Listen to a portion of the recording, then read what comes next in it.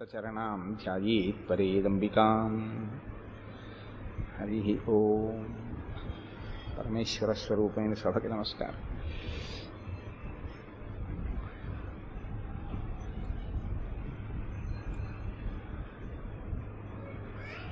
తతో మయా వగ్విదధీన భాషిత శివాభిరిష్టాభిరభిప్రసాదిత జగామ శాంతిం మమ మైథిలాత్మజ తవాపి శోకేన తథాభిపీడిత అంటూ నేను నా వాక్కుల చేత సీతమ్మ తల్లికి మనశ్శాంతిని చేకూర్చి ఉన్నాను. ఇప్పుడు ఆ తల్లి నీవు శోకిస్తున్నావని శోకిస్తోంది తప్ప వేరు ఒక కారణము ఆవిడ శోకమునకు లేదు. అటువంటి శాంతిని నేను నా వాక్కుల చేత కల్పించి ఇక్కడికి వచ్చాను అని హనుమ చెప్పినటువంటి మాట విన్న రామచంద్రమూర్తి ఎంతో సంతోషించారు. శ్రీరామాయణంలో రాముడు మాట్లాడడం అంటే ఒక త్రాసు పట్టుకుని కొలిస్తే ఎంత ఖచ్చితంగా ఉంటుందో ఆయన మాటలు కూడా అంత పొందిగ్గా అంత లెక్క పెట్టినట్లుగా ఉంటాయి. ఒక మాట ఎక్కువ ఉండదు, ఒక మాట తక్కువ ఉండదు. అంత అందంగా మాట్లాడతారు. నిష్కారణంగా పొగడరు, అకారణంగా తెగడరు. అటువంటి ఆయన హనుమని చూసి ఒక మాట అంటున్నారు. ఈయన చేసినటువంటి పని సామాన్యమైనటువంటిది కాదు, దుర్లభం, చాలా దుర్లభమై అనితర సాధ్యమైనటువంటి కార్యాన్ని సాధించారు. 100 యోజనముల సముద్రాన్ని దాటి ఆవలి ఒడ్డుకు వెళ్ళి సీతామాతని అన్వేషించి కేవలము సీతమ్మ తల్లి జాడ తెలుసుకోవడమే కాకుండా అక్కడ ఉండేటటువంటి రాక్షసుల్ని సంహరించి తిరిగి వచ్చి నాకు సీతమ్మ తల్లి యొక్క క్షేమ వార్తని నివేదించారు. కాబట్టి నేను హనుమ చేసిన కృత్యానికి ఎంతో సంతోషిస్తున్నాను. స్వయం విధాయ స్వబలం సదృశం విక్రమస్య చ యోహి భృత్యో నియుక్తః సన్ భర్త్రా కర్మణి దుష్కరే కుర్యాత్తదనురాగేణ తమాహు పురుషోత్తమం. భృత్యులైనటువంటి వాళ్ళ ప్రభువు చేత ఒక కార్యమునందు నియోగింపబడినప్పుడు ఆ ప్రభువు ఏ కార్యాన్ని ఇచ్చాడో ఆ కార్యాన్ని మాత్రమే చేయడము కాకుండా ఆ కార్యమునకు అనుషంగికంగా ప్రయోజనకరము అని భావించినటువంటి ఇతర కార్యాలను కూడా నెరవేర్చగలిగినటువంటి సమర్థతని చూపించిన వాడు ఎవరుంటాడో అటువంటి వాడు చాలా ఉత్తమమైనటువంటి భృత్యుడు. కేవలము సీతమ్మ తల్లి జాడ కనిపెట్టి రావడమే కాకుండా అనుషంగికంగా రాక్షస సంహారం కూడా చేసి రావణాసురుడికి సందేశాన్ని వినిపించి వచ్చినటువంటి హనుమ ఉత్తమమైనటువంటి భృత్యుడు సుగ్రీవుడికి. అంటే ఒక రాజు భృత్యుడు అన్న కోణంలో ఆయన మాట్లాడుతున్నారు. కాబట్టి అటువంటి ఉత్తమ భృత్యుడిగా హనుమ తనని తాను నిరూపించుకున్నారు. తను అనుషంగిక కార్యాన్ని కూడా చెయ్యగలిగి ఉండి, అంటే రాజప్ప చెప్పిన ప్రధానమైన పనితో పాటు ఇతర పని కూడా చెయ్యగలిగిన సమర్థత ఉండి కూడా చెయ్యకుండా వచ్చేసినటువంటి వాడు మధ్యమ భృత్యుడు. చెప్పిన కార్యం ఒకటే చేసి వచ్చేవాడు. సమర్థత ఉండి ఏ కార్యాన్ని ప్రభువప్పచెప్పాడో ఆ కార్యాన్ని చెయ్యకుండా తిరిగి వచ్చేసేటటువంటి వాడు, లేదా ఆ కార్యమును సావధానంగా పూర్తి చెయ్యకుండా ఉండేవాడెవరో వాడు అధముడైనటువంటి భృత్యుడు. నేను హనుమ యొక్క పౌరుష పరాక్రమాలకి ఎంతో సంతోషిస్తున్నాను. ఇంత అనితర సాధ్యమైనటువంటి కార్యాన్ని సాధించి సీతమ్మ తల్లి క్షేమవార్త నాకు నివేదించినటువంటి హనుమకి యథార్థములకు నేను ఇవ్వగలిగినటువంటి బహుమానం ఏం లేదు. ఎందుచేతనంటే రాముడు ఒక మాట అంటారు, నేను దీనహ, నేను చాలా దీనుణ్ణి అంటారు. కారణం ఏమంటే రామచంద్రమూర్తి యొక్క కృతజ్ఞతాభావం అటువంటిది. ఒక్కొక్కసారి మీరు కొన్ని పనులకి కృతజ్ఞత చెప్పడం కూడా చాలా అసహ్యంగా ఉంటుంది. అసలు కొన్నిటికి కృతజ్ఞత చెప్పలేరు. నాకు ఒక విషయం జ్ఞాపకానికి వస్తూ ఉంటుంది. దిక్సూచి అని వాకాటి పాండురంగారావు గారు, మహానుభావుడు, గొప్ప రచయిత, చాలా చక్కటి దృష్టికోణం ఉన్నటువంటి వ్యక్తి. వారు ప్రసంగాలు చేస్తున్నప్పుడు నేను వారు deputy director public relations Visakhapatnam port ట్రస్ట్గా ఉండగా నేను వారి దగ్గర cultural heritage of India classes విన్నాను. నేను post graduate diploma in industrial relations personnel management చేసే రోజుల్లో ఆయన దిక్సూచి అని వ్యాసాలు రాసేవారు. ఆ వ్యాసాల్లో ఒక చోట ఆయన ఒక మాట రాశారు, నాకు ఇప్పటికీ అది జ్ఞాపకానికి వస్తుంటుంది. He who says thanks to his wife and mother is the biggest pool in the world అని రాశారు. అది నా హృదయాన్ని తాకింది. నిజమే, ఎంత పెద్ద మాట అనుకున్నాను. భార్యకి థ్యాంక్స్ చెప్పేవాడు, తల్లికి థ్యాంక్స్ చెప్పేవాడు ప్రపంచంలో అంతకన్నా మూర్ఖుడు లేడు అని రాశారు.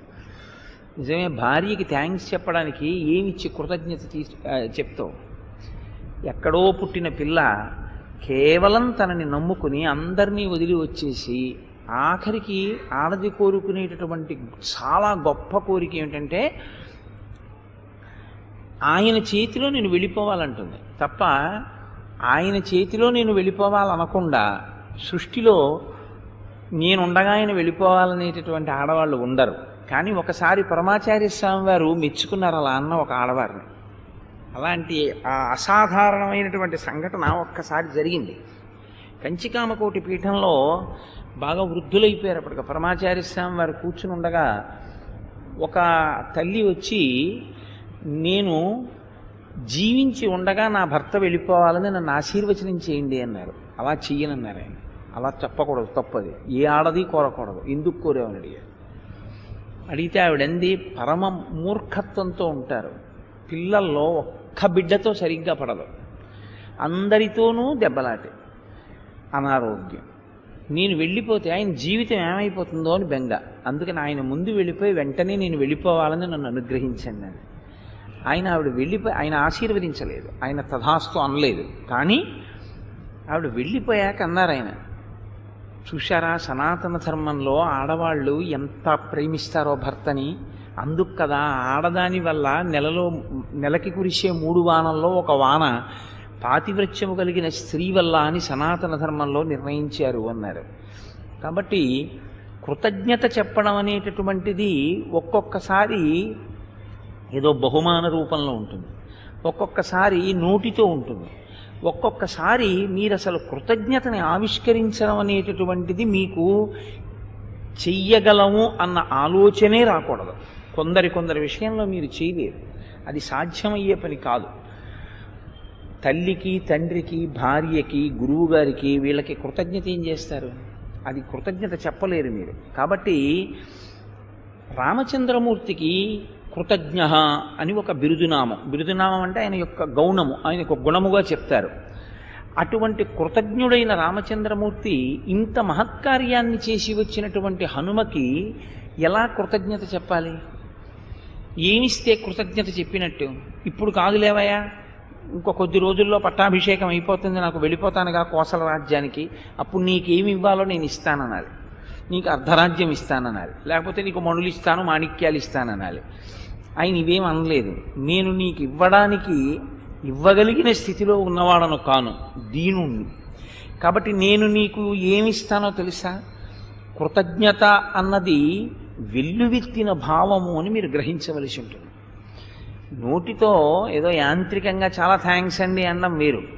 మీకు అరెరే వారు నాకింత మహోపకారం చేశారన్న భావన చేత మీలో ఒక సంతోషము పెళ్ళుబికితే, పాలు పొంగినట్లు పొంగితే, మీరు ఆవిష్కరించేటటువంటి భావజాలమునకు, అప్పుడు మీరు మాట్లాడేటటువంటి మాటకు కృతజ్ఞత అని పేరు. అసలు ఆ భావన లేకుండా మీరు ఏదో ఒకటి చేసి నేను కృతజ్ఞతను ఆవిష్కరించాను అన్నారనుకోండి, అది ఏదో చెల్లింపు చేసినట్లుంటుంది. కొంతమంది రాసుకుంటారు పెళ్ళిళ్ళకి ఎవరేమి ఇచ్చారు, ఎందుకు అలా రాసుకోవడం అని అడిగాను నేను ఒకసారి. మా అమ్మాయి పెళ్ళికి ఇది ఇచ్చారండి, మా అబ్బాయి పెళ్ళికి ఇది ఇచ్చారండి అని ఎవరేమి ఇచ్చారో రాస్తారు. నేను నా మిత్రుడు అక్కడ అలా రాస్తే అడిగా, ఎందుకయ్యా ఇవన్నీ నీకు, ఎందుకు ఇదంతా ఇలా రాసి ఎందుకు పెట్టామన్నాను. అంటే మళ్ళీ వాళ్ళ ఇంట్లో పెళ్ళైనప్పుడు నేను ఇవ్వాలి కదండి తత్తుల్యంగా అన్నాడు. నీ మొహం, వాళ్ళు ఇస్తే తత్తుల్యంగా ఇవ్వడం ఏమిటి? అది వాళ్ళ యొక్క ప్రేమ, అలా తుల్యంగా చెల్లింపులు చేసేటట్టు ఉండకూడదు. ప్రేమ పెరగాలి హృదయాలలో, అది చాలా గొప్ప విషయం. కాబట్టి కృతజ్ఞత అన్నది మీ మనసులో వచ్చినటువంటి పొంగును ఆవిష్కరించడానికి ఒక మార్గం. ఏమిస్తే సంతోషిస్తారో అని మీరు ఆలోచిస్తే హనుమకి అసలు ప్రత్యుపకారం కానీ కృతజ్ఞత కానీ చెప్పడమే కుదరదు. ఎటువంటి దుష్కరమైన కార్యం చేశారండి ఆయన, అటువంటి వారికి కృతజ్ఞత ఎలా చెప్తారు? రామచంద్రమూర్తి కాబట్టి ఒక అత్యద్భుతమైనటువంటి కృతజ్ఞతావిష్కారం చేశారు. ఆయన అన్నారు, ఇత్యుక్త్వా ప్రీతిహృష్టాంగో రామస్తం పరిషస్వజే హనుమంతం మహాత్మానం కృతకార్యం ఉపాగతం. ఇంత గొప్ప కార్యాన్ని చేసి వచ్చినటువంటి హనుమ, నీకు నేను ఒక గొప్ప ప్రత్యుపకారం లేదా కృతజ్ఞతని ఆవిష్కరించుచున్నాను అని ఒక్కసారి ఆయన్ని దగ్గరికి పిలిచి గాఢంగా కౌగలించుకున్నారు. అదే ఆయన ఇచ్చినటువంటి బహుమానం. కానీ శ్రీరామాయణంలో రామచంద్రమూర్తి చేత ఇలా కౌగలింపబడిన వారు ఎందరు అని మీరు లెక్క తీశారనుకోండి, హనుమకే దక్కుతుంది ఆ భాగ్యం. అందుకే అసలు రామచంద్రమూర్తి హనుమల యొక్క ఆలింగన స్వరూపం చాలా గొప్ప స్వరూపం. నాకు ఇది చెప్తుంటే ఒక విషయం జ్ఞాపకానికి వస్తాను. మా వాళ్ళకి తెలుసు, నేను శ్రీరామాయణం కాకినాడలో చెప్పిన రోజుల్లో ఆ రామాయణాన్ని విన్నటువంటి ఒక పిల్లాడు చాలా సంతోషించి రామాయణం అంతా వినేసిన తర్వాత ఏం వస్తే అది వస్తుంది, ఏం వస్తే అది ఇస్తాను గురువుగారికి అని చెప్పి ఓ పెద్ద అట్టోటి తీసుకుని అతనికి బొమ్మలు గీయడం వచ్చు. ఆ బొమ్మ గీయడం మొదలెట్టాడు. ఇది గీస్తాను అని అతను అనుకోలేదు. ఏది వస్తే వస్తుంది అని రామాయణం పెట్టుకు వింటూ గీశాడు. ఆశ్చర్యకరంగా అది రామచంద్రమూర్తి చేత కౌగలింపబడిన హనుమ యొక్క స్వరూపం వచ్చింది. అది ఏకంగా ఇంత పెద్ద స్వరూపం వచ్చింది. వస్తే ఆయన నాకు అది ఫ్రేమ్ కట్టించి తీసుకొచ్చి ఇచ్చాడు. నేను అంత గొప్పగా కృతజ్ఞతను ఆవిష్కరించిన వాడికి నేనేం కృతజ్ఞత చెప్పను? ఇప్పుడు నాకు అనుమానం వచ్చింది, నేను దాన్ని నా పూజామందిరంలో పెట్టుకున్నాను, అంతే నేను ఇవ్వగలిగిన కృతజ్ఞత. కాబట్టి ఇత్యుక్త్వా ప్రీతిహృష్టాంగో రామస్తం పరిషస్వజే హనుమంతం మహాత్మానం కృతకార్యం ఉపాగతం. నేను వీరిని కౌగిలించుకుంటున్నాను అని చెప్పి హనుమని ప్రియమార కౌగిలించుకున్నారు. సాక్షాత్తు శ్రీ మహావిష్ణువు కదండి, నరుడిగా ప్రవర్తిస్తున్న ఆయన సాక్షాత్ పరమేశ్వరుడు. పరమేశ్వరుని యొక్క ఆలింగన సౌభాగ్యాన్ని పొందినటువంటి మహాపురుషులలో హనుమ ఒకరు. అంతటి మహోపకారం చేసినటువంటి వారు. అందుకే హనుమ యొక్క నామము ఎక్కడ స్మరింపబడుతుందో, ఎక్కడ హనుమద్వైభవమును మనం జ్ఞాపకానికి తెచ్చుకుంటామో అటువంటి వారందరికీ కూడా హనుమకి ఎటువంటి బుద్ధి ఉందో, ఎటువంటి వినయం ఉందో, అటువంటి లక్షణములు ఈశ్వరుడి చేత ఆయన ఏ సన్మానమును పొందారో అటువంటి సన్మానమును పొందగలిగినటువంటి భాగ్యము కలుగుతుంది, సందేహం లేదు. కాబట్టి ఇప్పుడు మనం వెళ్ళి సీతమ్మ తల్లిని రక్షించి తీసుకురావాలి. హనుమ చెప్పిన దానిని బట్టి 100 యోజనముల సముద్రాన్ని గడచి వెళ్ళాలి. 100 యోజనముల సముద్రాన్ని దాటి వెళ్ళాలి అంటే వెళ్ళగలిగిన వాడెవరు? ఇంత పెద్ద సముద్రాన్ని ఎవరు దాటుతారు? ఎలా దాటుతారు? ఈ ప్రతిబంధకం మనసులో శోకమునకు కారణమే. ఇది మీరు, అందుకే నేను మీతో మనవి చేసేది తరచుగా, రామకథని నరుడి కథగానే మీరు వినండి తప్ప రామకథని ఈశ్వరుడి యొక్క కృత్యముగా మీరు వినకండి అని నేను చెప్తూ ఉంటాను. ఎప్పుడైనా అంతే, ఏదైనా ఒక పని చెయ్యాలి అంటే అయ్య బాబోయ్ అది ఎలా అవుతుందండి అన్న మాట ముందు రాగానే, ఆ ప్రతిబంధకం మనసులోకి రాగానే విచారం వెల్లువెత్తుతుంది. అందులో రామచంద్రమూర్తికి కలిగినటువంటి విచారం సామాన్యమైంది కాదు. పోన్లే ఇప్పుడు మనం వెళ్ళలేకపోతే ఏమిటి అంటే, మీరు అందులో ఉన్నది కేవలంగా ఆయనకి భార్య దొరకదు అన్న ఒక్క కోణాన్ని ఆలోచించకండి. ఇక్ష్వాకు వంశ ప్రతిష్ఠ అంతా అందులో ఇమిడి ఉంది. ఇదే యుద్ధకాండ చిట్ట చివరిలో రామచంద్రమూర్తి చెప్తారు. ఇక్ష్వాకు వంశం అంటే సామాన్యమైన వంశం కాదు. అటువంటి వంశంలో జన్మించినటువంటి ఒక గొప్ప వ్యక్తి తన భార్యని తాను రక్షించుకోలేకపోయాడు అంటే అంతకన్నా అప్రతిష్ఠా వంశానికి ఏముంటుంది? కాబట్టి ఇప్పుడు కేవలము భార్య తీసుకురావడం కాదు, అందులో తన క్షాత్రధర్మము, తన యొక్క పరాక్రమము, తన వంశ ప్రతిష్ఠ ఇన్ని ఇమిడి ఉన్నాయి. కాబట్టి ఎలా 100 యోజనముల సముద్రాన్ని దాటడం ఆయన అది తప్పు కదా. మన పిల్లల నోరు మూసేయడం అవన్నీ హింసాత్మకంగా ఉంటాయి. మీరు ఆ పాప అల్లరి చేస్తే చక్కగా వెనక్కి వెళ్ళి కూర్చోండి, ఆ పాపను పడుకోబెట్టి నోరు నొక్కడం ఏంటమ్మా, తప్పు కదా అలాంటి పనులు. హరి ఓం. కాబట్టి 100 యోజనముల సముద్రాన్ని దాటి వెళ్ళడం చాలా కష్టంతో కూడుకున్నటువంటి విషయం. ఇంత పెద్ద ప్రతిబంధకాన్ని దాటి వెడితే తప్ప సీతమ్మ తల్లి దర్శనం కాదు. అక్కడికి వెళ్ళి మళ్ళీ రావణాసురుడితో యుద్ధం చేసి సీతమ్మని తీసుకురావాలి. ఇదంతా ఎలా జరుగుతుంది? హనుమ కాబట్టి వెళ్ళారు. మనం ఎలా వెడతాం? ఇంతమంది వానరులు, తాను, లక్ష్మణమూర్తి వీళ్ళందరూ ఎలా దాటుతారు? మళ్ళీ ఒక్కసారి ఆయనలో ఆ ప్రతిబంధకాన్ని ఆలోచన చేసినప్పుడు మనసులోంచి విచారము పెళ్ళుబుకింది.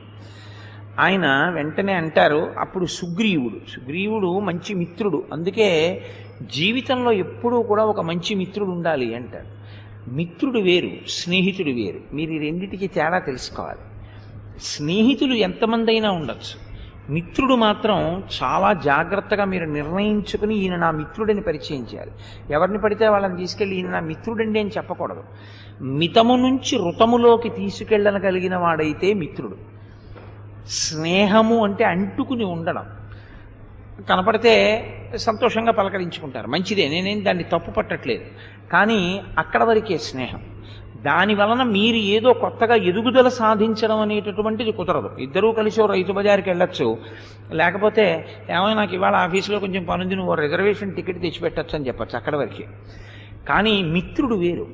మిత్రుడు ఏం చేస్తాడంటే మితము అంటే మీకు లేనిది, మీరు పొందడం సాధ్యం కానిది, మీరు చాలా తక్కువగా పరిమితంగా మీ దగ్గర ఉన్నదాన్ని చాలా పెంచి సత్యమును తెలుసుకోవడానికి వీలైన ప్రవర్తనగా మీ జీవితాన్ని దిద్దేటట్టు మాట్లాడగలిగిన ప్రజ్ఞ కలిగిన వాడిని మిత్రుడు అంటారు.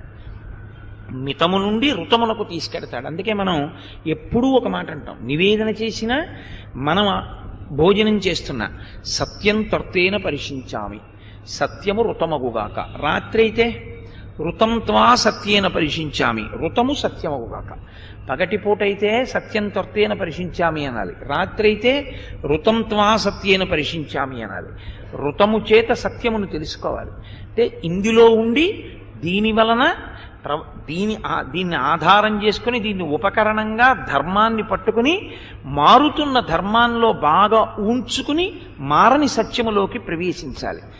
ఇది ఈ ఋతము అంటే ఏది తెలుసుకోవాలో, ఏ ధర్మం పట్టుకోవాలో, ఎలా ప్రవర్తించాలో మనకి నేర్పి తాను అలా ప్రవర్తిస్తూ ఆయనతో ఉన్న కారణం చేత మనం కూడా ఇలా ఉండవలసి ఉంటుంది అని ఆయన ప్రభావం మీ మీద పడ్డం వల్ల మీతో అటువంటి మంచి పని చేయించి ఇహమునందు పరమునందు మీకు ఈశ్వర సంబంధము వలన అభ్యున్నతిని కల్పించగలిగినటువంటి ప్రజ్ఞ, నడవడి చేత మాట చేత ప్రకాశించినటువంటి వాడితో కలిగినటువంటి అనుబంధమునకు మిత్రత్వం అని పేరు. కాబట్టి ఎప్పుడూ ఒక మిత్రుడు ఉండాలి. మిత్రుడు, స్నేహితుడు, ఇవి మంచి ఉపశమన వాక్యములు పలుకుతారు. నిరుత్సాహపరిచేవాడు పక్కన ఉంటే చాలా ప్రమాదం. ఎందుకంటే ఉత్సాహవంతుడు కూడా పాడైపోతాడు. మాట చాలా గొప్పది కదండి. కింద పడినవాణ్ణి లేవతీయాలి, కానీ నించున్నవాణ్ణి లేవతీయడానికి ఏం ఉండదు. ఇది మీరు గుర్తిరగవలసి ఉంటుంది ఎప్పుడూ కూడా. మీరు ఎప్పుడూ ఎవరితో ఓదార్పు వచనం పలకాలంటే కష్టంతో ఉన్నవాడితోటే ఓదార్పు వచనం పలకాలి. సుఖంగా ఉన్నవాడికి మీ ఓదార్పు వచనం ఎందుకు? అవసరం ఏమి ఉండదు. కాబట్టి వాక్కునకు పరిణితి అంటే మనస్సు యొక్క సంస్కారం. అది ఎక్కడి నుంచి వస్తుంది అంటే మీరు మాట్లాడేటప్పుడు మీకు మీ మాట యొక్క వైభవం మీకు తెలిసి ఉంటే, నేను ఇప్పుడు ఒక ఓదార్పు వాక్యం పలికితే అతను మళ్ళీ ఉత్సాహం పుంజుకుంటాడు. ఒక్కొక్కసారి వెళ్ళకూడని వైపు వెడుతుంటే దాన్ని తప్పించగలిగినటువంటి రీతిలో ఉదారంగా మాట్లాడగలిగి ఉండాలి. అందుకే మనకి మాటని కూడా 3 రకాలుగా విభాగం చేస్తుంది శాస్త్రం. అన్నిటికన్నా గొప్ప వాక్యం ఏదో తెలుసా అండి? భార్యలా మాట్లాడడం. ఎందుకంటే మిగిలినవి పైన 2 ఉన్నాయి, కానీ ఆ 2 వినొచ్చు వినకపోవచ్చు, కానీ భార్యలా మాట్లాడగలిగితే వింటాడు. అది కూడా వినలేదనుకోండి, ఇక వాడు బాగుపడ్డాడు. ఎందుకంటే వేదము రాజశాసనంలా మాట్లాడుతుంది. సత్యం వద, ధర్మం చరా, ఇంకేం మొహమాట ఉండదు. సత్యమునే పలుకు, ధర్మమునందు నిలబడు అంటుంది. పురాణం ఉందనుకోండి, మిత్రవాక్యం. సత్యము పలికితే హరిశ్చంద్రుడు ఏం పొందాడో తెలుసా? సత్యమును పట్టుకుంటే అదిగో మహానుభావులైనటువంటి వాళ్ళందరూ ఏ స్థితులు పొందారో తెలుసా? సత్యాన్ని విడిచిపెడితే ఏ పరిస్థితిలో పడిపోయాడో తెలుసా? ఒక మిత్రుల్లా మాట్లాడుతుంది. కావ్యము భార్యలా మాట్లాడుతుంది. కావ్యం అంటే రామాయణాదులు. భార్య సందర్భాన్ని చూస్తుంది, ఇప్పుడు చెప్పచ్చు ఈయనకి, వింటారు అని చాలా అనునయంగా మాట్లాడి, అలా చేయకుండా ఉండకూడదు, మీరు ఇబ్బంది పడిపోతాం కదా, ఎందుకు చెప్పండి అని బ్రతిమాలిన ధోరణిలో చెప్తుంది. దాన్ని కావ్య భాష అంటారు.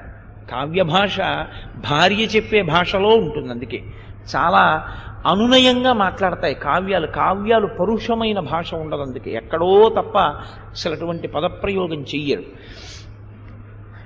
ఇప్పుడు అలా అనునయంగా చెప్తే వినగలిగినటువంటి స్థితి ఎవరికైనా ఉంటుంది. అటువంటి మిత్రుడు, ఒక స్నేహితుడు పక్కన ఉన్నాడు అనుకోండి, చక్కగా విచారము పెళ్ళుబుకినప్పుడే మంచి మాట చెప్పగలిగినటువంటి ప్రజ్ఞాధురీనుడై ఉంటే యువతలవాడిలో ఉన్న ఉత్సాహం మళ్ళీ ఉబుకుతుంది. నాకు అందుకే తరచూ ఒక మాట అనిపిస్తూ ఉంటుంది, ఇవి ఎవరికి తెలియాలి అంటే ప్రధానంగా పిల్లలకి తెలియవలసి ఉంటుంది. వాళ్ళు ఇప్పుడు కార్యసాధకులు వాళ్ళు కదండి. జీవితంలో యుద్ధం చేయవలసిన వాళ్ళు, యుద్ధం చేయడం అంటే నా ఉద్దేశం కత్తి పట్టుకోవడం అని కాదు, జీవితంలో ఎదురొడ్డి నిలబడవలసినటువంటి వాళ్ళు, కష్టము సుఖము అన్న ఈ రెండింటిలో బాగా అటు ఇటు ఊగిసలాడవలసినటువంటి వాళ్ళు. అటువంటి వాళ్ళకి ఇవి తెలిసాయి అనుకోండి, వాళ్ళు జీవితాన్ని పండించుకోవడం అలవాటు అవుతుంది, పరిణతి ఏర్పడుతుంది. పరిణతి మీరు ఒక్కటే జ్ఞాపకం పెట్టుకోండి, తన కష్టాన్ని తాను ఓర్చగలిగితే, తన సుఖానికి తాను హద్దులు మరిచిపోయి పొంగకుండా ఉంటే అంతే పరిణతి. అది చాలు, ఇంకంతకన్నా ఏం అక్కర్లేదు. చిన్న కష్టం వస్తే కుంగిపోవడం అలవాటు చేసుకున్నాడు అనుకోండి, ఇంకా ఆలోచన సరిగ్గా ఉండదు, ఎంతకైనా వెళ్ళిపోతాడు, పాతాళాన్ని వైపే పెడతాడు. చిన్న సుఖానికి పొంగిపోవడం అలవాటు అయిందనుకోండి, మీరు పట్టుకోలేరు. ఈ రెండు కాకుండా ఉండడం పరిణతి అన్నమాట. కష్టమునందు ఓర్చుకోవడం, సుఖమునందు విర్రవీగకుండా ఉండడం, రెండిటి యందు సమతౌల్యముతో నిలబడగలగడం, హర్షమును పొందడం తప్ప అతిశయము వైపుకి వెళ్లకుండా ఉండడం. ఈ పరిమితి తెలియాలి అంటే మీరు శ్రీరామాయణము వంటి కావ్యములు చదవాలి. అవి ఎంత గొప్పగా ఉంటాయో చూడండి. ఎక్కడ చాలా మంచి విషయాన్ని ప్రతిపాదించాలో, ఎక్కడ కీలకమైన విషయం మాట్లాడాలో అటువంటి కీలకాన్ని ఉపదేశం చేస్తారు. మీరు అందుకే వాల్మీకి రామాయణంలో ఇక యుద్ధకాండలో ప్రత్యేకించి మీకు ఒక గమ్మత్తు కనపడుతుంది. రాముడు మాట్లాడుతుంటాడు సచివులతో, రావణుడు మాట్లాడుతూ ఉంటాడు సచివులతో, రాముడు మాట్లాడతాడు స్నేహితులతో మిత్రులతో, రావణుడు మాట్లాడతాడు స్నేహితులతో మిత్రులతో. రాముడు ఎలా మాట్లాడతాడు, రావణుడు ఎలా మాట్లాడతాడు, రాముడితో ఎలా మాట్లాడతారు, రావణునితో ఎలా మాట్లాడతారు, రావణుడు సలహాలు అడిగితే ఎలా అడుగుతాడు, రాముడు సలహాలు అడిగితే ఎలా అడుగుతాడు. మీరు ఈ రెండింటిని బాగా తరచి తరచి తరచి తరచి చూశారనుకోండి, అసలు అది ఒక పెద్ద సైకలాజికల్ సింథసిస్ అండి. దాన్ని ఇంకా విశేష విశ్లేషణ అనమాట. అది అంత గొప్పగా ఉంటుంది. వాళ్ళిద్దరివి పక్క పక్క చూపిస్తారు సర్గల్లో మహర్షి. చూస్తే ఓ ఇలా ఉండకూడదనమాట అని మీకు అర్థమైపోతుంది. అంత గమ్మత్తుగా ఉంటుంది. కావ్యభాష కావ్యభాషే. కాబట్టి ఇప్పుడు సుగ్రీవుడు అంటున్నాడు, సేతురత్ర యదా భద్యేత్ యథా పశ్యేమ తాం పురీం తస్య రాక్షసరాజస్య తథా త్వం కురు రాఘవ దృష్ట్వా తాం తు పురీం లంకాం త్రికూట శిఖరే స్థితాం హతంచ రావణం యుద్ధే దర్శనాదుపధారయ అబద్ధ్వా సాగరే సేతుం ఘోరేతు వరుణాలయే లంకానమర్దితుం శక్య సేంద్రైరపి సురాసురై. రామచంద్ర, మీరు ఇలా విచారమును పొందడం కాదు, ఏది ప్రధానమైనదో దాని మీద ఇప్పుడు దృష్టి పెట్టి మీ బుద్ధిని అటువైపుకి నిలబెట్టండి. దాని గురించి మీరు బాగా యోచన చెయ్యండి. మీరు చెయ్యవలసిన యోచన సేతుబంధనం గురించి. ఈ సముద్రాన్ని మనం ఎలా దాటి వెడతాం? 100 యోజనముల సముద్రాన్ని దాటడం అన్నది మనం చెయ్యగలిగితే, ఇంద్రుడితో కలిసి దేవతలే వచ్చినా త్రికూట శిఖరం మీద లంకాపట్టణాన్ని మనం దగ్గరకు వెళ్ళి చూడడం జరిగితే ఇక లంకాపట్టణం నశించిపోయినట్టే, రావణుడు నిహతుడైనట్టే. ఇప్పుడు లంకాపట్టణంలోకి మనం వెళ్ళాలి. లంకాపట్టణంలోకి వెళ్ళాలంటే 100 యోజనముల సముద్రాన్ని దాటాలి. పెద్ద ప్రతిబంధకం ఎక్కడుందంటే ఈ సముద్రాన్ని దాటడంలో ఉంది. ఎలా దాటాలన్న దాని మీద దృష్టి పెట్టండి తప్ప అసలు దాని గురించి మానేసి విచారం ఒకటి పొందితే ఉపయోగం ఏముంటుంది? కాబట్టి మీరు దాన్ని ఆలోచించండి. మీరు మాకు సలహా చెప్పండి. మేము ఇన్ని కోట్ల మంది వానరులం మీ వెనకాతలు ఉన్నాం, జయము సాధించి తీరుతాం. జయం తథ్యం, కానీ జయమనేటటువంటిది తథ్యమే. తథ్యమైన జయమును మనం పొందాలి. ఈ తథ్యమైన జయమును పొందడానికి ఒక ప్రణాళికా రచన ఉంటుంది. ఈ ప్రణాళికా రచన ద్యోతకం అవడం అన్నది బుద్ధి సంబంధమై ఉంటుంది. బుద్ధి పనిచేయడం అన్నది దాని మీద దృష్టి ఉండాలి తప్ప ఇంకొక వైపుకు పెట్టి విచారంలో మగ్నమైతే దీని మీద బుద్ధి నిలబడదు. కాబట్టి ఇప్పుడు మీరు మీ బుద్ధి మరల్చాలి. అనవసరమైన శోకానికి ఇన్ని కోట్ల వానరములు వచ్చేసాయి, ఇప్పుడు మనం నడిపించాలి. కాబట్టి ఎలా, ముందు ఏం చేద్దాం, దీని మీద దృష్టి పెట్టండి. మీరే విచారిస్తూ కూర్చుంటే ఎలా నడుస్తుంది? చాలా అందంగా మాట్లాడతాడండి. ఒక రామాయణంలో నిజంగా కీలకమైనటువంటి మాటలు మెచ్చుకోవలసి ఉంటుంది. ఆయన చాలా సంతోషించారు. తప్పకుండా మనం అలా చేద్దాం. 100 యోజనముల సముద్రాన్ని దాటి లంకకి వెడతాం. 100 యోజనముల సముద్రాన్ని దాటి లంకకి వెళ్ళిపోవడం అనేది కేవలం ఏదో ఒక భోజనానికి వెళ్ళిపోతున్నట్టో పెళ్లికి వెళ్ళిపోతున్నట్టో ఉండదు. ఎందుకంటే మీరు చాలా బడలిపోయి ఓ పెళ్లికి వెళ్ళారనుకోండి, ఇబ్బంది ఏం లేదు. ఎందుకంటే వెడుతూనే ఏ గదిలోనో కళ్యాణ మండపంలో ఏమోలో ఆ పెట్టి బారేసి స్నానం చేసి వచ్చి అక్షతలు వేసేసి అక్కడే రాత్రల్లా నిద్ర లేదర్రా అని చెప్పి తువ్వాలు వేసుకు పడుకున్నా మిమ్మల్ని ఎవరేమనరు. కానీ యుద్ధ భూమికి వెళ్ళేవాడు చాలా జాగ్రత్తగా ఉండాలి. అసలు మీరు దగ్గర అవుతున్న కొద్దీ ఇంకా దగ్గర చేరకుండా చూసేటటువంటి ప్రయత్నంలో ఉంటారు శత్రువులు. అందులో ఉన్నది సముద్రం. సముద్రం కాబట్టి దాటుతుండగా ఇంతమంది సముద్రంలో పడ్డారనుకోండి, ఎంత ప్రమాదం వస్తుంది. కాబట్టి లంకాపట్టణంలోకి వెళ్ళడము అంటే లంకాపట్టణం యొక్క శక్తి తెలియాలి. లంకలో ఎలా ఉంటుంది అక్కడ ఉన్న రక్షణ వ్యవస్థ, అది ముందు తెలిస్తే దాన్ని దాటి మనం ఎలా వెళ్ళగలమన్నది నిర్ణయించగలరు. లంకాపట్టణంలో రక్షణ వ్యవస్థ ఎలా ఉంటుందో తెలిసిన వారు ఎవరున్నారు అక్కడ? ఒక్క హనుమ ఉన్నారు. కాబట్టి వెంటనే రామచంద్రమూర్తి అన్నారు, హనుమ నువ్వు ప్రాజ్ఞుడవు, కేవలము సీతాన్వేషణమే కాకుండా సీతాదర్శనమే కాకుండా రాక్షస భంజనము చేశావు, లంకాపట్టణాన్నంతటినీ పగటివేళ రాత్రివేళ కూడా చూశావు.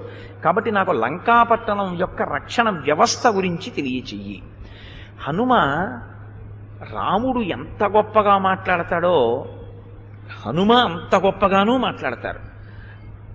ఎంత చక్కగా విషయాన్ని విశ్లేషించి మాట్లాడతారంటే అందులో ఒక్క అమృతం ఉండదు. అందులో ఎక్కడ తను చూసొచ్చానో చాలా గొప్పగా ఉంది, అటువంటి దాన్ని తను దాటి వెళ్ళడం ఎంత గొప్ప అన్న కోణంలోకి తీసుకురారు. ఇది ఎందుకంటే మీకు లోకంలో ఒక విషయం ఉంటుంది, ఇది ఎలా చేద్దామండి అని మీరు అడిగారు అనుకోండి, ఇది ఎలా చేద్దామో మాట్లాడ్డాం, తాను ఇంతకు ముందు ఎలా చేశాడో మాట్లాడతాడు. ఇది ఎందుకు వస్తుందో తెలుసా అండి? స్వాత్కర్ష తాలూకా క్రీనీడ కలుస్తూ ఉంటుంది ఎప్పుడు. ప్రతి చిన్న విషయానికి ఇంతకుముందు మేము ఏం చేసామో తెలుసా అండి అని దాని మీద ఉపన్యాసం మొదలెడతాడు. ఇప్పుడు ఎందుకు వచ్చావు, ఇది ఎలా చేద్దామని వచ్చావు, దీని మీద దృష్టి పెట్టి ఇది ఎలా చెయ్యాలి అన్న దాని మీద ప్రణాళికా నిర్మాణం చెయ్యాలి. హనుమని అడిగితే హనుమ ఏం చెప్పాలి, లంక ఎలా ఉంటుందో చెప్పాలి తప్ప నేను వెళ్ళినప్పుడు ఆ లంకలో బాబోయ్ నేను కాబట్టి వెళ్ళాను కానీ అని మొదలెట్టారనుకోండి, మిగిలిన వాళ్ళు ఏమైపోతారు? అయితే ఎలా కష్టం ఎలా ఉంది ఇది అనుకుంటారా అనుకోరా? అందుకని మీరు ప్రశ్న అడిగేటప్పుడు కూడా ఎవరిని అడగాలంటే మీ ప్రజ్ఞని ప్రచోదనం చేసి కార్యనిర్వహణ చేయించగలిగినటువంటి సమర్థుణ్ణి అడగాలి తప్ప మీకున్న సమర్థతని కూడా చంపేసేవాడిని అడగకూడదు. ఎప్పుడూను ఎవరిని పడితే వాళ్ళని అడగకూడదు, ఎవరిని పడితే వాళ్ళని సంప్రదించకూడదు. ఎందుకో తెలుసా అండి, లోకంలో అత్యంత తేలికైన విషయం ఏమిటంటే సలహా చెప్పడమే. దానికి ఏముంది, ఏమైనా కష్టమా, దానికి ఏమైనా డబ్బా? ఏదో సలహా ప్రతివాడు చెప్తుంటాడు, ఏదో సలహా ప్రతివాడు చెప్తే ఇబ్బంది. అందుకే చాలా ముఖ్యమైనటువంటి విషయాన్ని రచన చేసేటప్పుడు, ప్రణాళిక నిర్మాణం చేసేటప్పుడు ముందు మీరు సావధాన చిత్తులై ఉండాలి. మీరు సావధాన చిత్తులై ఉన్నాను అని మీరు అనుకుంటే అవతల వాళ్ళని కూడా బాగా నీకున్నటువంటి అనుమానాలు ఏమిటో పట్టుకుని నా దగ్గరికి రా, నేను సావధానంగా ఉన్నప్పుడు, అప్పుడు మన ఇద్దరం కూర్చుని మాట్లాడుకుందాం అని చెప్పాలి. అంతేగాని సరే నేను వెళ్ళిపోయేటప్పుడు అలా కలవండి ఒకసారి మాట్లాడేస్తాను కారు దగ్గర అనకూడదు. ముఖ్యమైన కార్యం అన్నప్పుడు నువ్వు కూడా అంత ప్రాముఖ్యత దానికి ఇవ్వవలసి ఉంటుంది.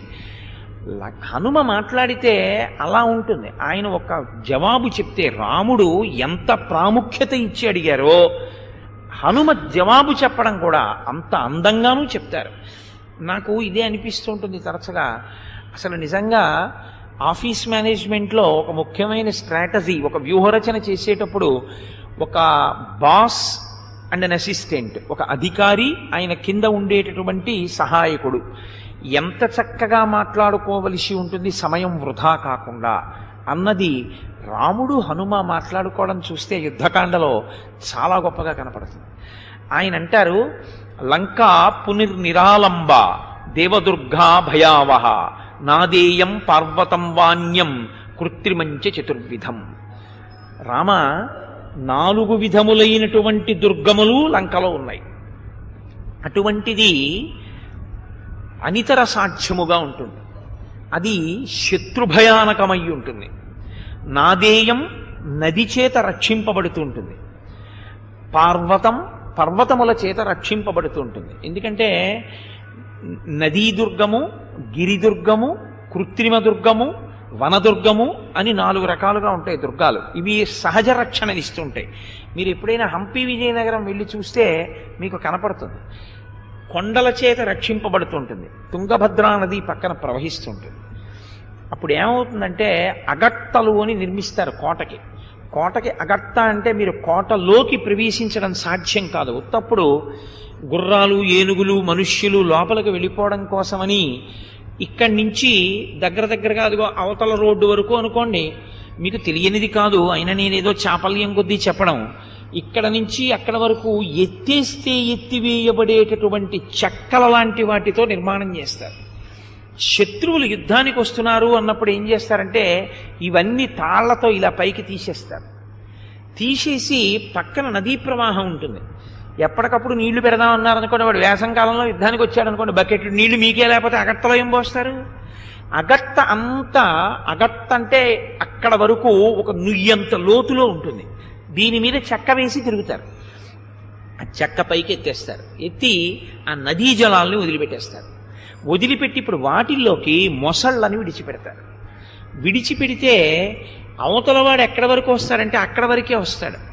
పొరపాటున ఎవడైనా దాటే ప్రయత్నం చేసి నీటిలో దిగాడు అనుకోండి, మొసళ్ళు సిద్ధంగా ఉంటాయి తినేయడానికి. కోట పైన అవతలవాడి బాణానికి అందనంత ఎత్తులో ఉంటారు రక్షకులు. అసలు దాటే ప్రయత్నం చేస్తే బాణాలు వేసి చంపేస్తారు. కోటలోకి వెళ్ళడం కష్టం. అది నీరు దగ్గరగా ఉంటే నీటితో అగట్ట నింపుతారు. అది ఒక నది తిరగడమో సముద్రమే తిరగడమో చేసింది అనుకోండి, మరీ కష్టం. అందుకని లంక జలదుర్గము, లంక వనదుర్గము, చుట్టూ అరణ్యాలే, దుర్భేజ్యమైనటువంటి అరణ్యం. మీరు వెడుతుండగా ఎవడెక్కడ కాపు కాశాడో తెలియదు, ఎవడు ఎట్నుంచి మట్టు పెడతాడో తెలియదు. గిరిదుర్గము పర్వతముల చేత రక్షింపబడి ఉంటుంది. కాబట్టి ఎక్కడం దిగడంలో అక్కడ ఉన్నవాడికి తెలుసున్నటువంటి ఆనుపాను మీకు తెలియవు. పైగా పర్వతములు సహజ రక్షణగా నిలబడతాయి. ఏ పర్వతం చాటున ఎవరున్నారో ఎట్నుంచి వస్తారో తెలియదు. కృత్రిమంచ, తాను నిర్మించుకున్నది కృత్రిమం, విశ్వకర్మ చేత నిర్మింపబడింది. అందుకని 4 రకాలైనటువంటి దుర్గముగా లంకాపట్టణం ఉంది. స్థితాపారే సముద్రస్య దూరపారస్య రాఘవ నౌపధోపి చ నాస్త్ర నిరాదేశశ్చ పర్వతః సర్వతః శైలాగ్రే రచితా దుర్గా సా పూర్ణే వపురోపమ వాజివారణ సంపూర్ణ లంకా పరమ దుర్జయ. ఆయన అంటున్నారు, అసలు సముద్రానికి 100 యోజనములకు పూర్ణంగా అవతల ఒడ్డున దక్షిణ తీరంలో బయలుదేరితే ఉత్తర తీరానికి చేరితే తప్ప లంక కనపడదు. ఆ లంకాపట్టణం దగ్గరికి సముద్రాన్ని దాటి వెళ్ళాలి అంటే ఒకే ఒక్క సాధనము నౌక. పడవ మీద వెళ్ళలేరు కదండి సముద్రంలో, నౌకలో వెళ్ళాలి. నౌకలో వెళ్ళడానికి వీలైన మార్గము కాదు ఆ సముద్రం. ఎందుకంటే అటువంటి మార్గం అది తిమింగలాలతో, రాక్షసులతో, భయంకరమైనటువంటి మొసళ్లతో నిండి ఉంటుంది. కాబట్టి నౌకా మార్గము కుదరదు. కాబట్టి ఇప్పుడు వెళ్ళాలి అంటే లంకకి ఒక్కటే మార్గం, ఎగిరి ఆకాశంలో వెళ్ళవలసి ఉంటుంది. అలా వెళ్ళలేని వాళ్ళల్లో రామలక్ష్మణులే ఉన్నారు. నరులుగా ఎలా వెడతారు? అది తీరా అక్కడికి వెడితే అంత దూరం కదా, వెళ్ళిపోతే చాలు, ఇంక అక్కడేం ఉండవ అనుకోవడానికి లేదు.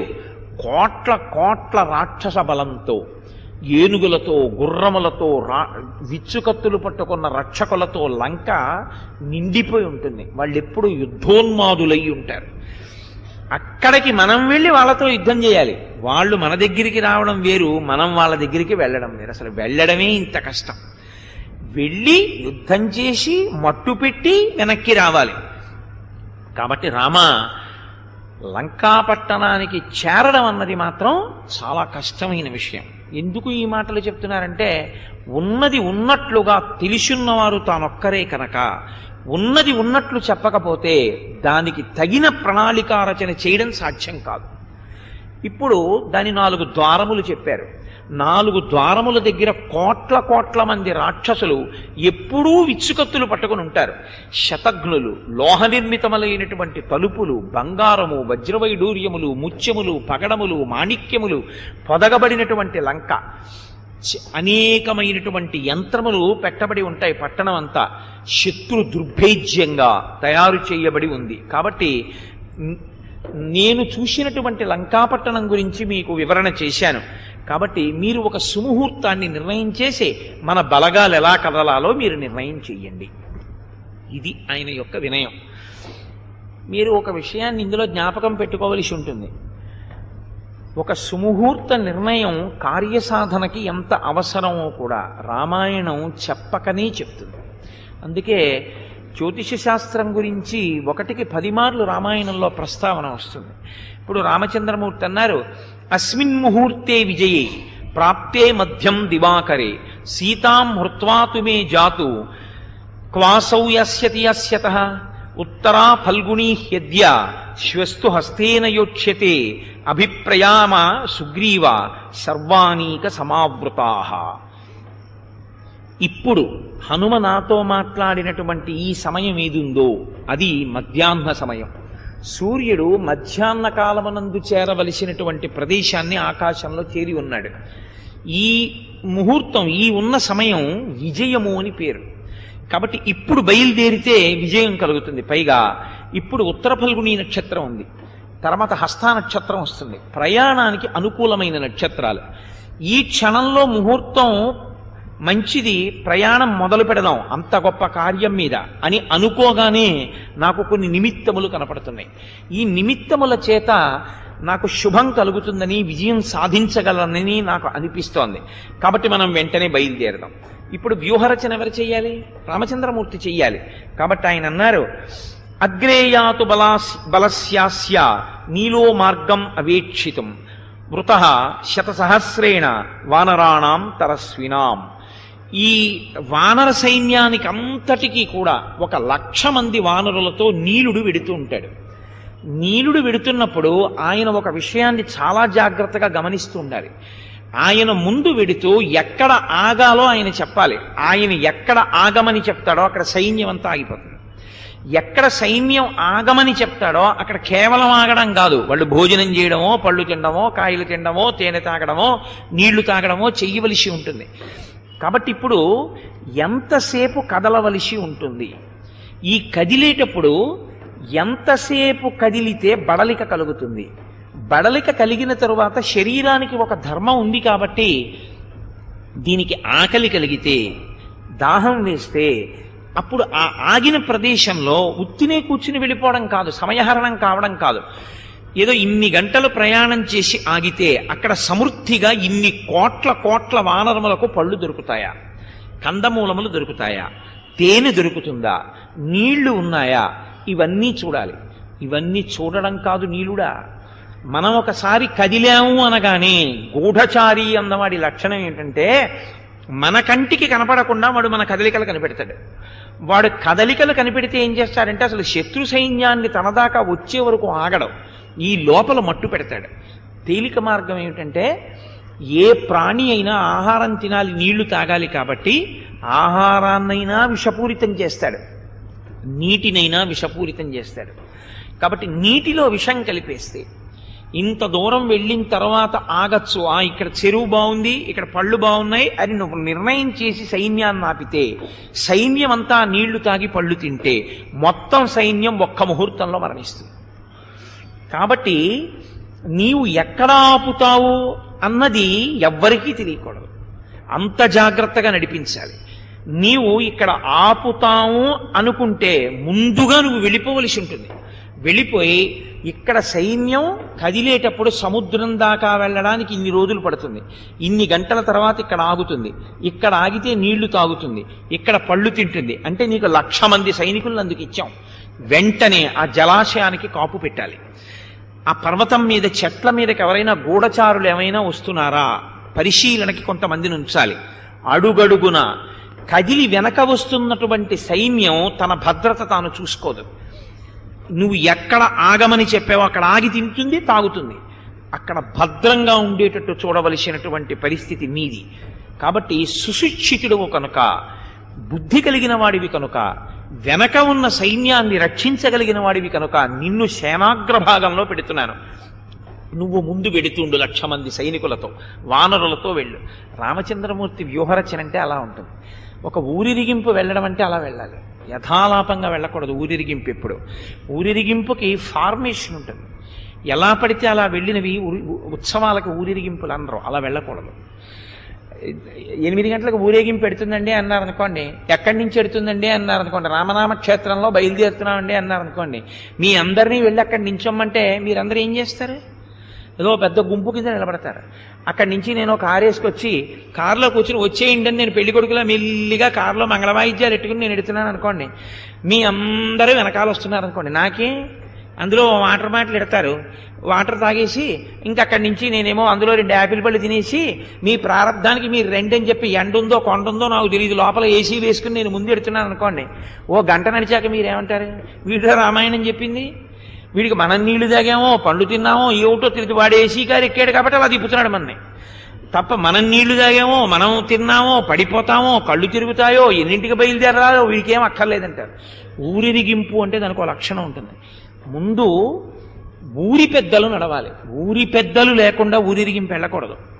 పెద్దలు ఎవరుంటారో వారు ముందు నడవాలి. మేము కాకినాడలో చేస్తే ఇలాగే విభాగం చేసి ప్రణాళికారచన చేస్తాం. ముందు కొంతమంది పెద్దలు వెడుతుంటారు, ఆ వెనకాతల వేద పండితులు మంగళవాయిద్యాలు పెడతాయి, మంగళవాయిద్యాలు వెనక వేద పండితులు పెడతారు, వేద పండితులు వెనక కన్యపిల్లలు పెడతారు, కన్యపిల్లలు పేలాలు జల్లుతూ పెడతారు దేవతలకు ఆహ్వానం చేసి, వెనక సువాసినులు పేలాలు జల్లుతారు, కన్యపిల్లలు పిండి వంటలు పట్టుకుంటారు, పిండి వంటలు పట్టుకుని ముందు నడుస్తూ ఉంటారు, ఆ వెనక పురుషులు పెడతారు. మధ్యలో ఎప్పుడూ కూడా ఊరిరిగింపునకు కేంద్ర స్థానంలో ఆ ఉత్సవం దేని సంబంధమో ఆ మూర్తి మధ్యలో వెళ్ళారు. శ్రీరామ పట్టాభిషేకానికి ఊరిరిగింపు చేస్తున్నాం అనుకోండి, రథం మధ్యలో ఉండాలి. మళ్ళీ ఆ వెనకాతల కొన్ని విభాగాలు చేస్తాం, చిట్ట చివర మళ్ళీ ఒక ఆయన ఉంటాడు. ఈ ఊరిరిగింపునంతటిని నిర్వహించేందుకు ఒకరికి బాధ్యత ఇస్తాం, నీలుళ్లాగా. ఆయన మొట్టమొదట్లో ఉండి ఒక పెద్ద పతాకాన్ని పట్టుకుని, ఆయన కారు ఎక్కకూడదు, 2 వీలర్ మీద పెడుతూ ఉంటాడు ఆయన పెద్ద పతాకం పట్టుకుని ఆయన ఈల వేస్తాడు. ఆయన ఈల వేస్తే ఊరిరిగింపు అంతా కదులుతుంది. ఒక పాము కదిలినట్టు అది కదిలితే అంతే, వెనక అంతా కదులుతుంది. ఆయన ఆగాడనుకోండి మొత్తం ఊరేగింపు ఆగుతుంది. దేనికైనా ఒక ప్రణాళికా రచన ఉంటుంది. మీరు రామాయణంలోనే ఉందిరు కానీ ఊరిరిగింపు అంటే ఎలా పెడుతుందో, ఎలా పడితే అలా వెళ్ళమని లేవు. ప్రతి దానికి శాస్త్రం హక్కుంటుంది. దాని ప్రకారం మీరు వెడితేనే మంగళం. ఇప్పుడు మనం పట్టాభిషేకం చేస్తాం, వచ్చే వారం ఈ పాటికి పట్టాభిషేకం ఏమి, నేను కాకినాడే వెళ్ళిపోతాను. కాబట్టి ఆ పట్టాభిషేకానికి ఊరిరిగింపు పెడుతుంది. ఊరిరిగింపు వెళ్ళేటప్పుడు ఎంత అందంగా పెడతామో మనందరం. ఊరిరిగింపులో నడిచాము అంటే ఈశ్వరానుగ్రహం పొందాలి, అందుకు నడుస్తాం. అంతేగాని ఏదో సరదాకి నడిచినట్టు నడవరు. మీరు ఊరిరిగింపులో నడిస్తే ఈశ్వరానుగ్రహం కలుగుతుంది. అది ఎలా కలుగుతుందో చెప్పి నడిపించాలి. కాబట్టి దానికి ఒక పెద్ద మళ్ళీ అనౌన్స్మెంటు, వ్యవహారం ఇవన్నీ ఉంటాయి. అప్పుడు మీరు విందురు కానీ చక్కగానే చాలా సంతోషిద్దురు కానీ. కాబట్టి మహానుభావుడు రామచంద్రమూర్తి అంటే నరులకు ఆదర్శంగా వచ్చినవాడండి. ఆయన ప్రతి చిన్న విషయాన్ని అంత అందంగా చూపిస్తాడు. కాబట్టి అగ్రేయాతు బలస్యాస్య నీలో మార్గం అవేక్షితం వృత శతసహస్రేణ వానరాణాం తరస్వినాం. 1,00,000 మంది వానరులతో నీలుడా నీవు ముందు నడు.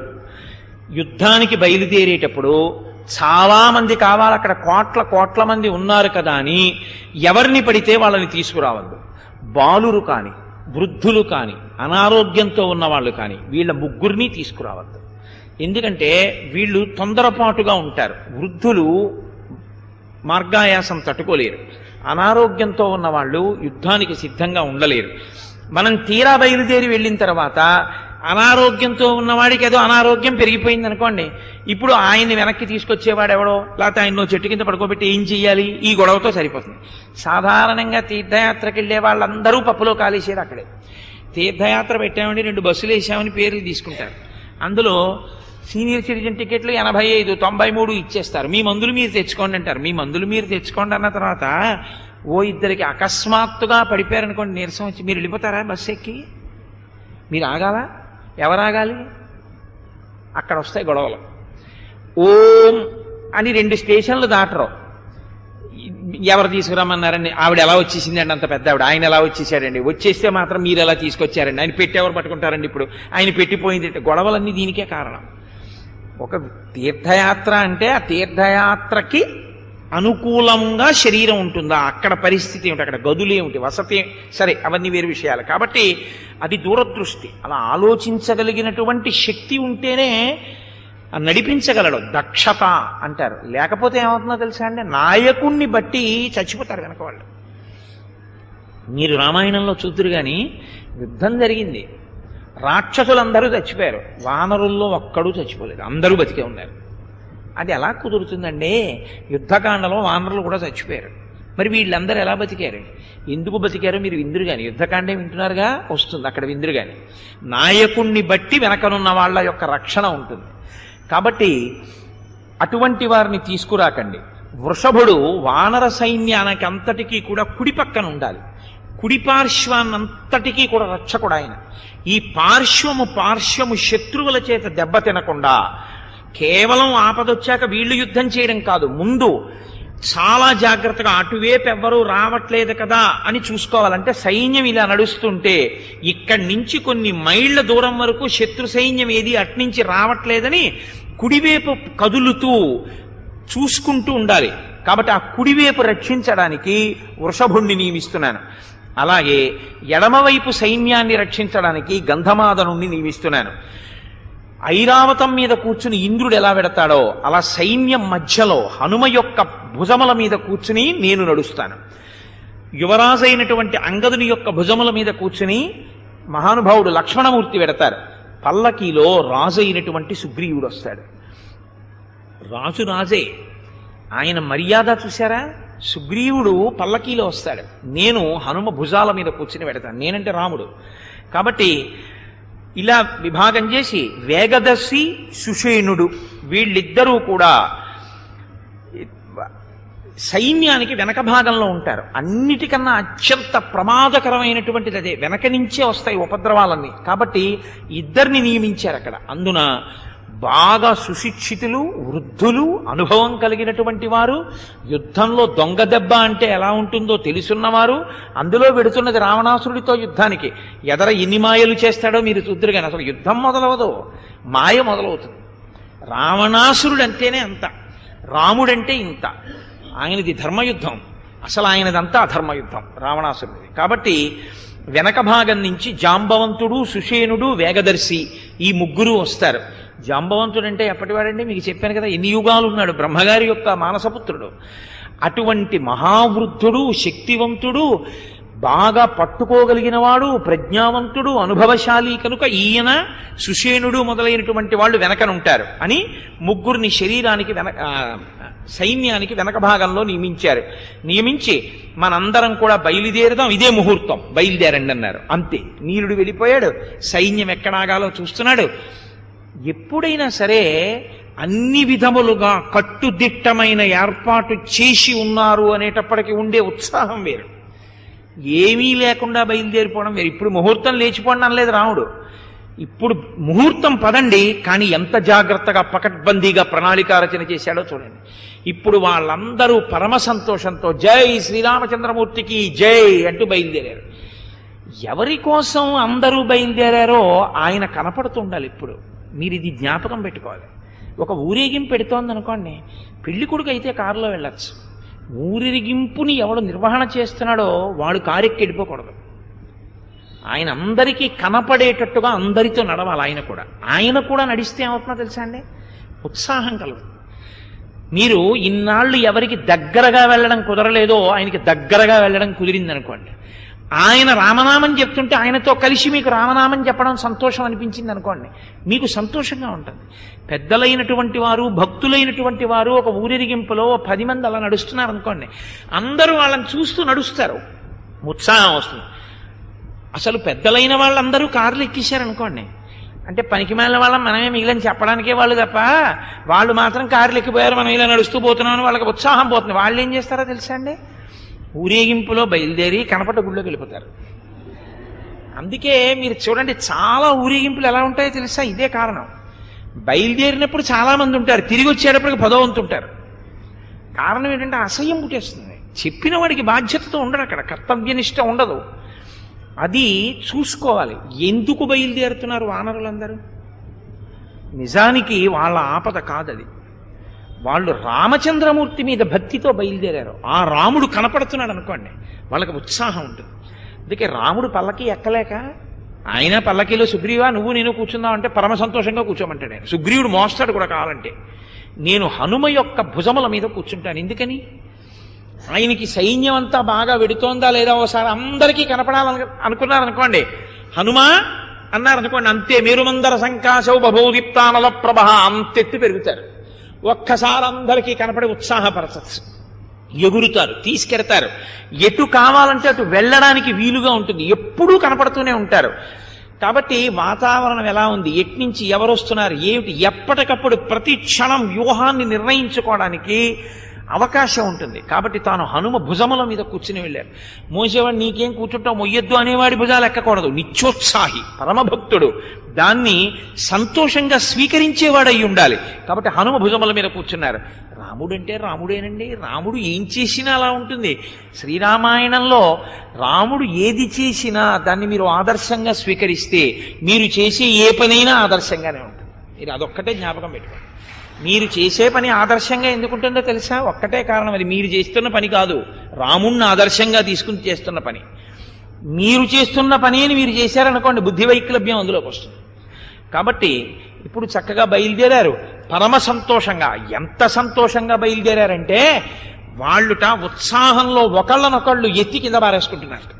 ఎందుకురా మీ అందరు, అసలు నేను ఒక్కడిని చాలనా రావణుడిని చంపడానికి, ఎందుకు వస్తున్నారు మీ అందరూ అని ఉత్సాహపడిపోయి చెట్లు పీకేసి కొమ్మలు పీకేసి రావణుడు కనపడి మోదేస్తానంటున్నారు అని ఆనందంతో కేకలు వేసుకుంటూ అందరూ బయలుదేరి వెడుతున్నారు. వెడుతుంటే అక్కడ రావణాసురుడు కూడా సభ తీర్చాడు. రామచంద్రమూర్తి బయలుదేరారు అన్న వార్త తెలుసుకోలేనంత అమాయకుడేం కాదు కదండి. ప్రమాదం వచ్చింది అన్నప్పుడు ఇన్ని కోట్ల సైన్యం బయలుదేరితే రావణుడికి వార్త చేరకుండా ఎలా ఉంటుంది? గూఢచారులు చేరవేస్తారు. కాబట్టి ఇప్పుడు ఆయన అకస్మాత్తుగా సభని తీర్చాడు. సభని తీర్చి ఆయన ఒక మాట అన్నాడు, నిర్వేదంతో ప్రారంభం చేశాడు. దుర్భేద్యమైన లంకాపట్టణం, దీనిలోకి ప్రవేశించగలిగిన వాడు లేడు, దీనిలోకి వచ్చి యుద్ధం చెయ్యగలిగిన మొనగాడు లేడు. నేను దేవ దానవ యక్ష గంధర్వ కిన్నెర కింపురుషాదులందరినీ కూడా జయించినటువంటి వాణ్ణి. అటువంటి నేను ఇంత గొప్పవాణ్ణైనా ఒక సలహా తీసుకోవాలి. ఉత్తములు మధ్యములు అధములు అని ఉంటారు, అందరి సలహా తీసుకోవలసి ఉంటుంది. కాబట్టి నేను మీ యొక్క హితమును కోరేవాణ్ణి, మీ నుంచి సలహా కోరేవాణ్ణి. కానీ నాకు ఎక్కడ ఆశ్చర్యంగా ఉందంటే, ఇంత దుర్భేద్యమైన లంకాపట్టణంలోకి ఒక వానరం వచ్చేసింది. ఒక వానరం వచ్చి లంకనంతటినీ కాల్చేసింది. కాల్చేయడం కాదు, ఎదురుగుండా వచ్చి నన్ను అధిక్షేపించి మాట్లాడింది. మాట్లాడి మన సైన్యంలో పావు వంతు సైన్యాన్ని నశింపచేసి వెళ్ళిపోయింది. అగట్టలు పాడి చేసింది, వంతెనలు పాడి చేసింది. ఒక వానరమే ఇంత చెయ్యగలిగింది. ఇప్పుడు రాముడు ఎంత శక్తివంతుడో తెలుసా? తనవారైన వారి దగ్గర అంతరంగంలో ఉన్న తన పిరికితనాన్ని బయట పెడతాడు. వానరాణాం హి వీరాణాం సహస్రై పరివారిత రామోభ్యేతి పురీం లంకాం అస్మాకం ఉపరోధక తరిష్యతి చ సువ్యక్తం రాఘవ సాగరం సుఖం తరసా యుక్తరూపేణ సానుజ స బలానుగ సముద్రముచ్ఛోషయతి వీర్యేణాన్యత్ కరోతివా. రాముడి వెనక కొన్ని కోట్ల వానర సైన్యం ఉంది. ఈ సైన్యంతో కలిసి బయలుదేరినటువంటి రాముడు ఏదో ఒక ఉపాయం చేత 100 యోజనముల సముద్రాన్ని దాటేస్తాడు, ఖాయంగా దాటుతాడు. అంటే ఇంకా రాముడి శిబిరంలో అవగాహన లేదు ఎలా దాటాలి సముద్రాన్నని. రాముడు సముద్రాన్ని దాటుతాడని బాగా తెలుసున్నవాడు ఎవరు? రావణుడికి తెలుసు. అంటే రామచంద్రమూర్తి యొక్క పరాక్రమం గురించినటువంటి పిరికితనం మనసులో ఉంది. కానీ తాను ఉన్నది ఉన్నట్టు మాట్లాడటం, డాంబికంగా మాట్లాడతాడు. ఎలాగో రాముడు వచ్చేస్తాడు, రాముడితో వానర సైన్యం వచ్చేస్తుంది, మనం ఎలా యుద్ధం చెయ్యవలసి ఉంటుంది, కాబట్టి మీరు మీ సలహాలను ఇవ్వండి అన్నాడు. ఈ రాక్షసులందరూ కూడా ప్రభువు యొక్క మనఃప్రవృత్తికి అనుగుణంగా మాట్లాడడానికి అలవాటు పడినవారు. ఎందుకంటే వాళ్ళకు ఒక మాట తెలిసి అలా అడుగుతాడు. కానీ నిజంగా మనం ఏమైనా సలహా చెప్తే ఆయనకి ఏది నచ్చుతుందో అదే చేస్తాడు. నిజంగా మనం ఏమైనా చెప్తే వినేవాడు ఏం కాదు ఆయన. మరి మనం ఎందుకు పదవుల్లో? అదో సరదా, అన్నీ ఆయనే చేసుకుంటాడు. కానీ ఓ మంత్రి అనిపించుకోవడం సరదా, అందుకని మంత్రి పదవులు వాళ్ళకి తప్ప ఆయనేం వినడం. మరి ఎందుకు పిలిచినట్టు వీళ్ళందరినీ అంటే ఇప్పుడు తన కామానికి వీళ్ళని బలి చేస్తాడు, ధర్మం ఉండదు అధర్మానికి బలి చేస్తాడు, అందుకని పిలిచాడు. వాళ్ళకి తెలుసు వాళ్ళు ఎంత బుద్ధిహీనులంటే యువతల వైపు యువతల వైపు చెప్పలేకపోవడం తప్పు కాదు, అవతల వైపు బలాన్ని కూడా వాళ్ళు చెప్పరు. ఎందుకు చెప్పరు అంటే ఏమో చెప్తే మన మీద విరోధం పెట్టుకుంటాడేమోనని వాళ్ళకి భయం. అందుకే మహర్షి ప్రారంభంలోనే ఒక మాట అంటారు, ఇత్యుక్త రాక్షసేంద్రేణ రాక్షసాస్తే మహాబలాః ఊచుః ప్రాంజలయః సర్వే రావణం రాక్షసేశ్వరం దిశత్పక్షం అవిజ్ఞాయ నీతి బాహ్యాస్త్వబుద్ధయః. వాళ్ళు నీతి లేనటువంటి వారు, బుద్ధి లేనటువంటి వారు. కాబట్టి వాళ్ళు శత్రువు యొక్క బలాబలములను తగినటువంటి రీతిలో విచారణ చెయ్యరు, లెక్క కట్టరు. ప్రభువు యొక్క మనస్సు ఏమిటో వాళ్ళకి తెలుసు. కాబట్టి ఎంతసేపు మాట్లాడినా ప్రభువు యొక్క హృదయానికి అనుగుణంగా మాట్లాడేటటువంటి ప్రయత్నమే చేస్తారు. కాబట్టి వాళ్ళు ఏమన్నారంటే, అసలు యుద్ధం రావడం ఏమిటి మహాప్రభో, రాముడు కేవలము నరుడు, లక్ష్మణుడు నరుడు, రాజ్యభ్రష్టుడు, అరణ్యాలలో తిరుగుతున్నవాడు, భూషయనం చేస్తున్నవాడు. వానరులా అవేం చేస్తాయి? ఈ వానరములు, ఈ రాముడు, ఈ లక్ష్మణుడు సముద్రాన్ని దాటుతారా? వచ్చి సముద్రం అవతల ఒడ్డులో నిలబడతారు. నువ్వు అనుజ్ఞయి, నేనొక్కడిని చాలు అని ప్రహస్తుడు అంటున్నాడు. వెళ్ళి ఏదో ఆ రోజున నేను యామరపాటుగా ఉన్నాను కాబట్టి హనుమ వచ్చి అవన్నీ పాడు చేయగలిగారు. ఇప్పుడు నువ్వు నాకు అను, వెళ్ళి హనుమతో సహా వానర సైన్యాన్ని రామలక్ష్మణుల్ని సంహరించి వచ్చేస్తాను. అయినా మా దాకా ఎందుకు? యక్ష గంధర్వ కిన్నెర కింపురుషాదులను జయించిన వాడివి, యమధర్మరాజుని, దిక్పాలకుల్ని, ఇంతమందిని జయించిన వాడివి, నాగుల్ని జయించిన వాడివి, నువ్వు తలుచుకుంటే రామలక్ష్మణులు నీకో పెద్ద లెక్క. మహాప్రభో, దీని గురించి సభ పెద్ద విచారణ అవసరమా? నిమిషమాత్రంలో వాళ్ళని మనం సంహరించగలం. ఇదే ఆయనకు కావాలి. ఆయన చాలా సంతోషపడిపోయాడు. ప్రహస్తుడన్నవాడు నేను వంచి దెబ్బ తీయగలను, ఒక్క అవకాశం నేను వాళ్ళని చంపుతానన్నాడు. దుర్ముఖుడు అని ఒక రాక్షసుడు, ఆయన ఇంతకన్నా 2 ఆకులు ఎక్కువ చదువుకున్నవాడు. ఆయన అన్నాడు, అనుమతి లేకుండా అసలు అంతఃపురంలో ప్రవేశించడం, లంకాపురాన్ని దహించడం, మనందరినీ దెబ్బతీయడం క్షమించరాని నేరములు, అవమానకరములు. కాబట్టి నీవు నాకు అనుమతిస్తే ఇప్పుడే నేను 100 యోజనములు దాటి ఆవలి ఒడ్డుకు వెళ్ళి హనుమని సైన్యాన్ని కూడా సంహరించి వచ్చేస్తాను, శుభవార్త నీకు చెప్పేస్తాను. అంటే వీళ్ళకి ఎలా ఉంటుందంటే అంత తేలికగా ఉంటుంది. అదే హనుమైతే అలా మాట్లాడరు. తాను పావువంతు సైన్యాన్ని నశింపచేసి వచ్చారు, తానొక్కడే లంకాపట్టణాన్ని తిరగేయగలరు. కానీ ఆయన అలా మాట్లాడరు. శత్రు దుర్భేద్యమైనటువంటి లంక చాలా జాగ్రత్తగా వెళ్ళాలని చెప్తారు. శత్రు పరాక్రమాన్ని చాలా జాగ్రత్తగా లెక్క కట్టుకోవాలి ఎప్పుడూను, లేకపోతేనే యుద్ధంలో ప్రమాదం వస్తుంది. హనుమ అలా మాట్లాడతారు, వీళ్ళు ఇలా మాట్లాడతారు. ఎవరు మాట్లాడిన మాటకి ఇంకొకరు మాట్లాడిన మాటకి పొంతన ఉండదు. ఒకడు ఒకలా మాట్లాడతాడు, ఇంకొకడు ఇంకొకలా మాట్లాడతాడు. ఇన్ని విన్నవాడు సమన్వయం చేయడు. ఏ ప్రభువు సమన్వయం చెయ్యాలో ఆయన సమన్వయం చేయడు. అన్నీ వింటాడు, లేచి వెళ్ళిపోతాడు. అంటే అతిశయం ఆయనకి. వజ్రదంష్ట్రుడన్న రాక్షసుడు అన్నాడు, నరులు వానరులతో కలిసి వస్తున్నారు, ఇన్ని కోట్ల మంది వచ్చి లంకాపట్టణం మీద పడి యుద్ధం మొదలు పెడితే మనం యుద్ధం చేయడం కష్టం కావచ్చు. కాబట్టి ఇతనికి కొంచెం పిరిగితనం ఉంది, వాళ్ళలా మాట్లాడలేదు.